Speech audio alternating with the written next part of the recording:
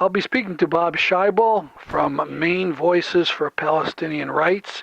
He's just back with four others or five others from NVP to a trip to Palestine. They did olive picking and other witnessing to what's going on there. And I'm speaking to him from Buxton, Maine, or he's speaking to me from Buxton, Maine. Good afternoon, Bob. Good afternoon, and it's good to be talking with you. So when did you go down to the West Bank?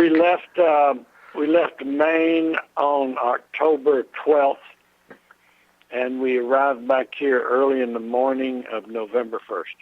Mm-hmm. And how long have you been involved with Maine Voices for Palestinian Rights? Let's see here. Since around 2010, I'm guessing, so about 7 years. Mm-hmm. Great. I understand even before you got to the West Bank, you had problems with transportation. Could you explain that? Yeah, we sure did. We got into Istanbul and wound up missing a connection to Tel Aviv.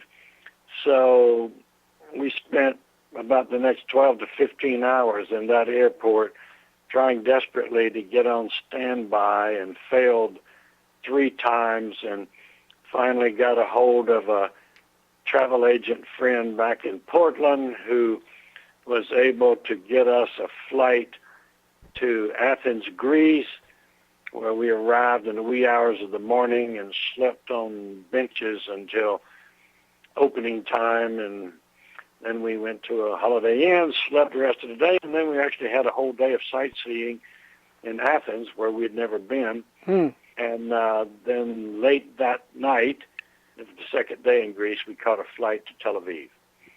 So it was, and then our luggage actually didn't catch up with us for 8 days. So we were without our luggage for 8 days. Now, is this just a glitch, or do you think it has anything to do with the way Turkey and the USA is getting along these days? Yeah, I think our missing our flight was a glitch. It was part incompetence on their part and part lack of alertness on our part. But after that, we were given to understand by one of the Turkish airline reps who was working with us and quite friendly to us, that we were running into the headwinds of our American passports with some anti-Americanism going on. So, yes, I think some of that was happening. So you went to Tel Aviv, how was it getting through the airport there? Surprisingly easy. We had no problems getting in. Have you done this before? Have you been to... Yeah, this is our 4th trip. I see. And the last time, the preceding time was 2013, and my wife made the mistake on the first question of saying that we were going to be visiting a friend in the West Bank. And so that they called us aside with our passports and let us wait in a big room for about an hour, and then they called me into another room, smaller room, where I was quizzed for a while about the friend we were visiting and how I came to know him and all of that. And the whole time we were in conversation, he was on his computer, which I couldn't see, looking things up, and I was afraid, oh boy, if he's looking me up in Maine Voices Palestinian Rights, we'll never get in there. But I think he must have been looking up information on my friend and found out that he had a clean record. And so, because my friend had never been arrested inside the West Bank, I think that's what allowed us to get on in there. But so, it was a little bit harrowing for a while. So you were the entire time you were in the West Bank, is that right? All but the last 2 nights, which we spent with 2 Jewish friends in a little suburb just outside of Tel Aviv. I see. And So tell us about some of the things, maybe things that were different this time than in past trips. Okay. Um, there wasn't a whole lot that was different on the ground, the same annoying long waits at checkpoints, and the same stories of harassment which we heard from Palestinian friends. I think what was new for us, on the other hand, was the number of people we spoke with who were optimistic. Some particularly young people we met and talked with. One young man who was waiting at our table at a outside cafe in Bethlehem, and he began telling us about his confidence that one day things were going to work out, that the Jews and Palestinians could live amicably together. And he began telling us about a group that he and some other Palestinian youth had formed with some Israeli young Jews, and that they were working together to lessen tensions and actually to help the Jews were walking with Palestinians along a certain road that what was between Bethlehem and Hebron. In a certain section of that road, the Palestinians would be hassled and have rocks thrown at them by various settlers, and the Jewish young people started going along with them and were helping to curtail that harassment. And then our friend Yasser had made contact with an Israeli rabbi who had gone, as Yasser had gone, to Croatia a year ago. Some international group had brought people from both sides of the divide there to talk about bridging the gap. And our friend Yasser met, and I think actually roomed with, this rabbi. He's a young man, originally from Canada, and the two of them have been going around and speaking to both Jewish groups and to Palestinian groups. And it's the kind of work that's being done. These two instances are not cases of normalizing, as I understand normalizing. In other words, it was not a case where Palestinians were working with Israelis on some project without any acknowledgement that there's a real power imbalance here and there is oppression going on. Mm-hmm. So that people were able to say, look, everything's normal between us. That wasn't what was going on in either case. It was a matter of people working together, Palestinian and Jew, and saying there's a lot wrong that's going on here, but we think there are ways that we can understand one another and improve the situation. So those things we encountered. Also, the friends in Tel Aviv, both of whom were born in Israel, their parents were born in Israel, and their grandparents were born in the Palestine, in Mandate Palestine, where Israel was formed. So they'd been there a long time. And the last time we were there,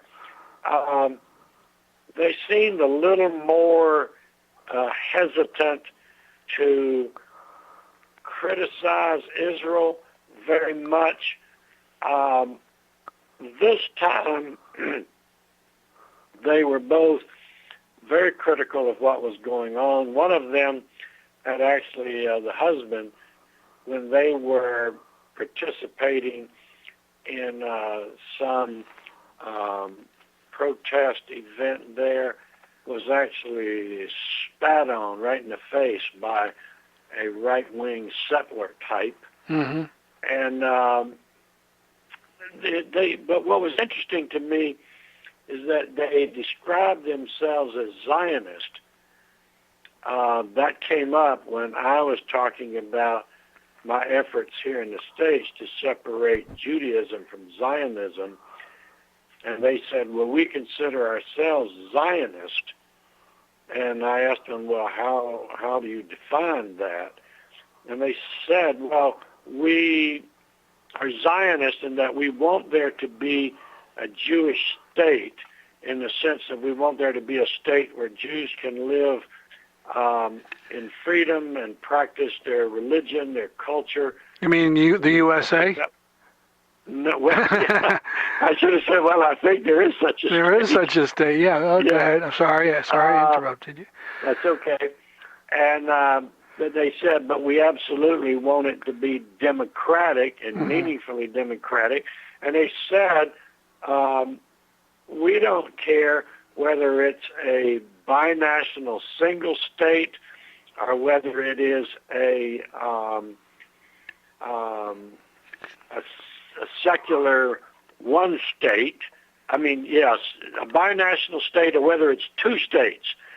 But in either case, they said, we want Palestinians to be fully equal with all of their rights, just as we want Jews to be. And so that was a little different from before. And the wife, in talking to us at one point, said she objected to the notion that Israel was now an apartheid state. She said that it's not apartheid because Israel, the West Bank is not really part of Israel right now. And she said, technically. but in a way, she said, I'm kind of hoping that Israel will go ahead and annex all of the West Bank. She said, because if they do, then it will be a single state. Then it will be clear for all the world to see that it is an apartheid state. And her hope was that then the rest of the world would put the kind of pressure on Israel's government and population to lead it to become a truly democratic state. I don't think, and I didn't press the point at that time, I don't think she knows the extent to which Israel, inside what is called Israel 48, itself practices apartheid, in that there are some 50 laws inside the state of Israel which make Palestinians citizens of Israel while they can vote, still makes them very definitely second-class citizens. But I was encouraged to hear her say that she hoped that things would move to the point. She didn't, of course she was saying, I would rather it be solved in a way before then, but that doesn't seem to be happening. So she said maybe if Israel were to annex all of it and then be obviously, pointedly a apartheid state, that then the rest of the world would take more notice and put more pressure on Israel. Yeah, I understand. Bob, how did you first get interested in this? Do you have any kind of Middle East background in your ethnicity? I don't. I had, ever since my college years, just been politically active. And went off to college as a Republican conservative, and by the end of my first semester, I had changed. Where'd you go to school? At Furman University in Greenville, South Carolina. And it had a very progressive liberal faculty, and I remember, in fact, my first semester realizing that when the school, this was 1961, when the school newspaper was doing a vote or a survey of students to see whether or not they wanted Furman to integrate, I realized that I was going to vote yes, and it really sort of surprised me. And because I used to be a racist, not a vicious racist, but a sort of separate but equal kind of racist, I just never bothered to. We were quite convinced, my family, that blacks and whites shouldn't integrate and be together, and we just never bothered to look at whether or not there was any real equality there. We just use that phrase. So because I had myself been a racist, and even when I went off to graduate school, I didn't realize I was a racist then, but I used to laugh along with other people whenever it would be in the news. This would be in the late 60s, and there would be some kind of prisoner swap between Israel and the Arabs, and it would be something like 300 Palestinian prisoners were traded for 2 Jews. Mm-hmm. And I would sort of chuckle along with other people and say, yeah, I guess that's about the right value equivalency. And, you know, we used expressions like towel heads. And I'm so ashamed of myself now when I think back on those days, because I thought I was enlightened. I knew I wasn't the kind of racist I had been involving American blacks. But the thing about Arabs just seemed, well, it was far away and they were very different. And I was just ignorant as I could be. Then I gradually became a little bit more informed. The first Palestinian I met was on my first trip to Europe. I spent the summer of 80 traveling around Europe, and in an Iranian-owned London hotel, I wound up sitting at a long table across from a man, and as we got talking, he told me he was originally from Palestine. He had been, his family was uprooted in 48, and then again in 67, and he'd gone to Kuwait, and he had gotten to the age of retirement, and Kuwait forced him to leave because he was not a Kuwaiti. And so that was the first time I became aware. I actually met a Palestinian, and I thought, there's something unjust going on here. What year was that again? That was in 1980. I see. In an Iranian-owned hotel in London, England. But all of my focus at that time was on Ronald Reagan and his belief that we could survive a nuclear war and, you know, all the other conservative stuff going on. So then it was when I got a little bit aware of what something going on, but not much. And then our daughter went off to Suffolk University in Boston around 1996 or 7, and she was double majoring in English and government, took a course on the Middle East, and came home one weekend and was talking to us about Israel-Palestine, and began saying some things that led me to say to her, Jamie, you're worrying me because you're starting to sound anti-Semitic, and you know that doesn't fly in this household. And she said, no, this is not anti-Semitism. I'm just talking about what I'm learning about the way Israel was formed and the way Palestinians are treated. And so my wife and I decided to go to the university library and look up stuff because we wanted to be better informed, if for no other reason, to keep her from slipping into anti-Semitism. We downloaded and printed a lot of articles, came home and started reading. And we discovered that, oh my, there's another whole story here that we've never been exposed to. So that was around 2001 or 2. And so I started getting a little bit involved, and I joined an organization called Maine Peace and Justice in Israel-Palestine. But I was still teaching full-time, and that involved, 65, 75 hours a week of work. Sure. So I didn't have much time. And then in 2009, late 2009, early 2010, we'd gotten more involved, and our daughter by that time was finishing up a master's degree at Brandeis and spent 5 or 6 months at the end of her graduate work in West Jerusalem working for the, what was it called? The Abraham Fund Foundation. And they had given her an internship to evaluate the effectiveness of their programs. Their programs were designed at improving relations between Palestinian Israelis and Jewish Israelis. She was living in East Jerusalem at the time, in Beit Hanina, and so we decided, well, if we're going to do any work on this area at all, we should go over there at least once. And so when she finished up her internship, we arrived the last week of 2009. She could speak local Arabic fluently by the time, so she arranged what was called an alternative tour for us in the West Bank. And we went to Nablus and Ramallah,